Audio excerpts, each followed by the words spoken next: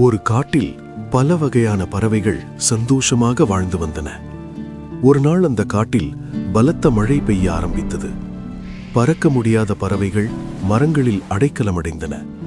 பறக்க முடிந்த பறவைகள் தங்களுடைய கூடுகளுக்கு ஓடின. ஆனால் ஒரு கழுகு மட்டும் மழையில் நனைந்தபடியே மேல் நோக்கி பறந்தது. மற்ற பறவைகள், இதற்கு அறிவே இல்லையா, மழையில் யாராவது மேலே பறப்பார்களா என்றார்கள். ஆனால் அந்த கழுகு தன் முழு பலத்தையும் பயன்படுத்தி தொடர்ந்து மேலே பறந்தது. சிறிது நேரத்தில் அது மேகங்களுக்கு மேலே சென்றது. அங்கே மழையே இல்லை. கீழே இருந்த பறவைகள் மழையால் பாதிக்கப்பட்டன. ஆனால் கழுகு மட்டும் பாதுகாப்பாக இருந்தது. இந்த கதையிலிருந்து நாம் 2 விஷயங்களை கற்றுக்கொள்ள வேண்டும். 1, வாழ்க்கையில் பிரச்சனைகள் வந்தால் ஓடி ஒளியாமல் அதை எதிர்த்து போராடி முன்னேற வேண்டும்.